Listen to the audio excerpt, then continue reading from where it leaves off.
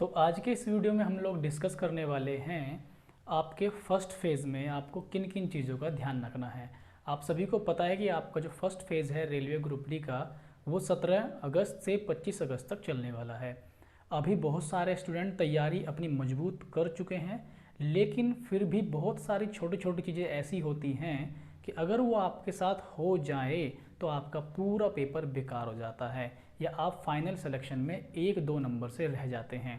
इसलिए बहुत ज़्यादा ज़रूरी है कि जब आप एग्ज़ाम दे रहे हों उसके कुछ टाइम पहले और एग्ज़ाम में बैठते समय किन किन चीज़ों का आपको ध्यान रखना चाहिए। मैं यहाँ पर आपको अपना पर्सनल अनुभव शेयर करूँगा जिसको आपको बहुत ज़्यादा ध्यान में रखना है। ऐसा हो सकता है कि आप गलती कर जाएं और बाद में पछतावा हो। तो आज की वीडियो डेडिकेटेड होने वाली है railway group D exam aspirants को। नमस्कार दोस्तों, मेरा नाम है सिद्धार्थ। बेरोजगारों की दुनिया में आपका बहुत बहुत स्वागत करता हूं। बढ़ते हैं अपने काम की बात पे।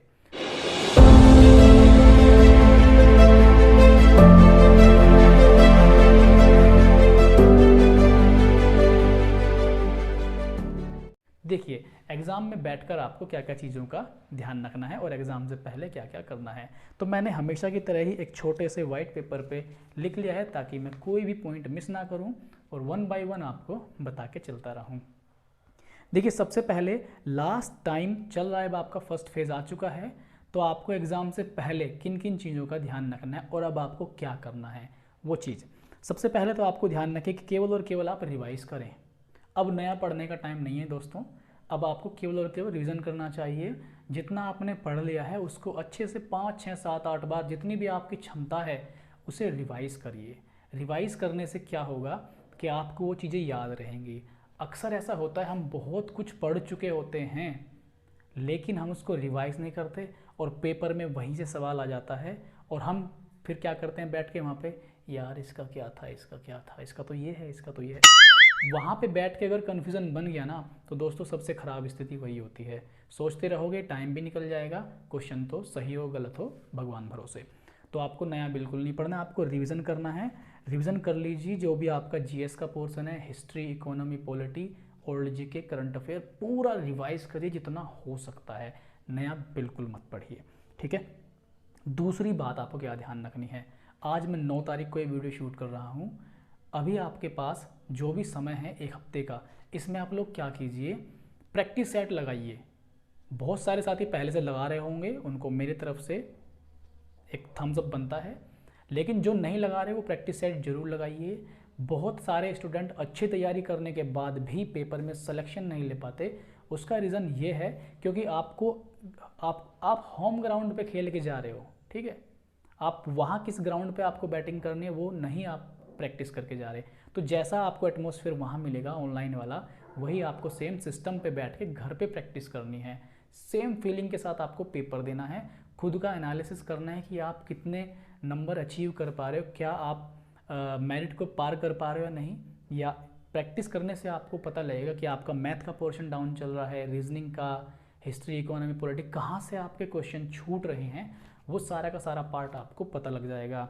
ऐसा ना हो कि फाइनल में जाके बैठे और वहीं सब कुछ पता लगे। तो भाई फाइनल में गलती का नो चांस। जितनी गलती करनी है आप प्रैक्टिस में कर लो, कोई बात नहीं, प्रैक्टिस गलती करने के लिए होती है।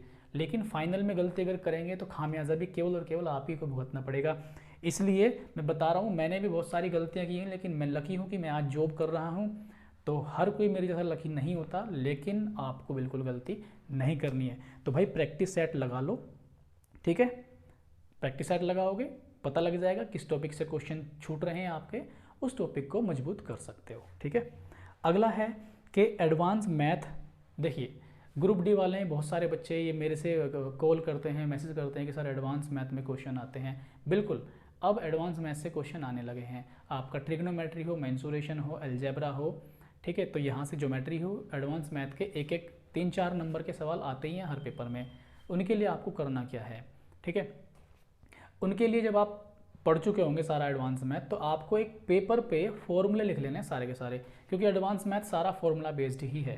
ट्रिक्स लगती हैं लेकिन फॉर्मूला आपको जरूर होना चाहिए आपके दिमाग में।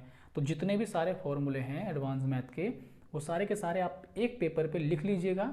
उससे होगा क्या, जब आप एग्जाम में जा रहे होंगे उससे पहले वो पेपर, जैसे ये मेरे हाथ में है, ऐसे वो पेपर आपके हाथ में होना चाहिए और एक एक सरसरी निगाहों से आप उन सारे फॉर्मूला को देख लेना, जिससे आपका डायरेक्ट जो फॉर्मूला पे क्वेश्चन आएगा वो ना छूटे।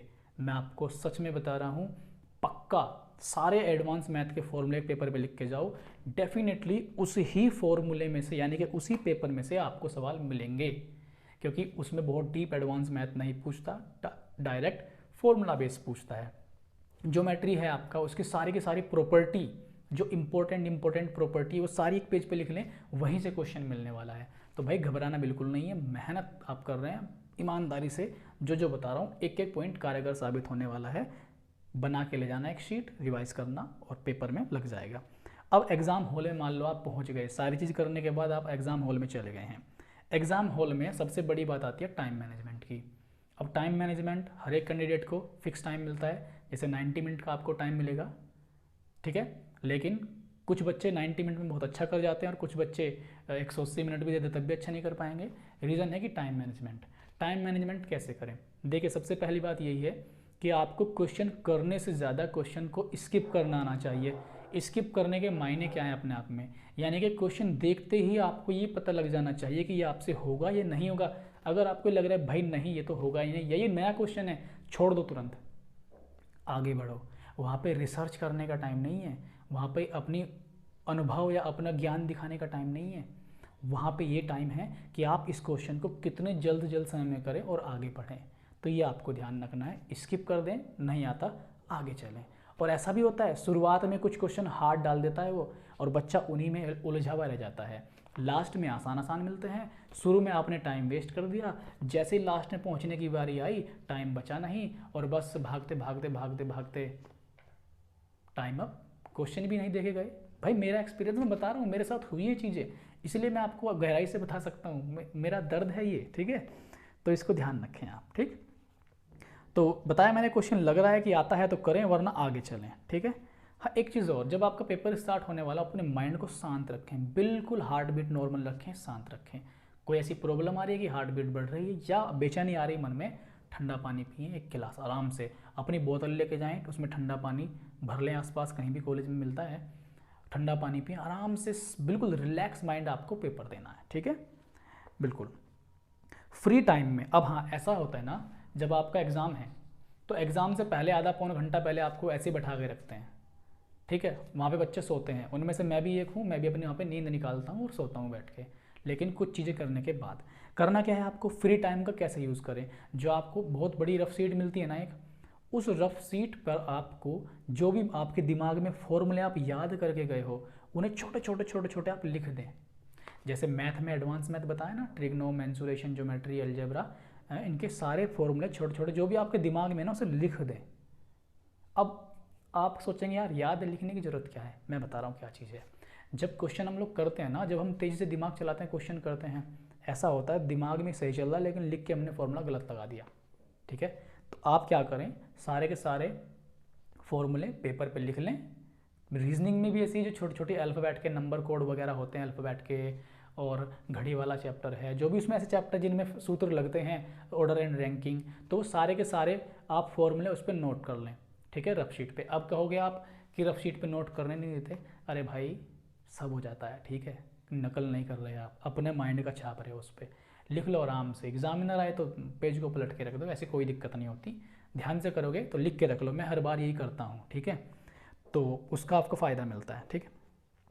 जैसे अगला पॉइंट क्या है यहाँ पे, माइंड में एक अपना गोल सेट करें आप लोग। आप जिस भी कैटेगरी से आते हैं, मान लो आप जनरल, ओबीसी, एससी, एसटी, आप कोई भी कैटेगरी से हो सकते हैं, आपकी एक मेरिट आती है। रेलवे में इस बात का फ़ायदा मिलता है कि हर जोन की अलग मेरिट लगती है, तो जिस भी जोन से आपने अप्लाई कर रखा है उस मेरिट को आपको क्रॉस करना ही है ना मेरे भाई, करना है ना, बिल्कुल करना है। तो जब आपको उस मेरिट को क्रॉस करना है तो आप उसमें ये ध्यान रखें कि इतने क्वेश्चन अगर मैं कर दूँ तो मैं सेफ जोन में हूँ, मैं मेरिट को क्रॉस कर जाऊँगा। तो अपना एक गोल तो बना के चलना है कि आपको इतने क्वेश्चन तो वहाँ पे करके ही आने हैं। वो बाद की बात है कि आपकी मेरिट क्या लगती है, कम जाती है, ज़्यादा जाती है, वो बाद की बात है। अपना एक माइंड सेट लेके चलेंगे, इतने क्वेश्चन मेरे को करने हैं तो करने हैं। अब ये नहीं कि इतने हो नहीं पा रहे फिर भी गलत सलत उधेड़ दिए, नहीं भाई, सही एक्यूरेसी पे ध्यान देना है, ठीक है, एक्यूरेसी पे ध्यान देना है, बता रहा हूँ पहले ही, ठीक है, तो ये कुछ चीज़ें थी आपको जो मैं अपना पर्सनल एक्सपीरियंस मैंने आपसे शेयर किया है। हो सकता है 8 से 10 मिनट का ये वीडियो हो, आपके लिए बहुत इम्पोर्टेंट साबित होने वाला है। इस वीडियो को आप लोग ज़्यादा से ज़्यादा शेयर कीजिए, लाइक कीजिए। कोई अपना सुझाव आप देना चाहते हैं वो दीजिए, और कुछ समय बाद 1 या 1.5 महीने बाद मैं आपके लिए एक धमाका करने वाला हूँ। तो बस दिल थाम के बैठे रहिए। जितने भी साथी चैनल्स जुड़े हुए हैं, अपना प्यार और सपोर्ट ऐसे ही देते रहिए।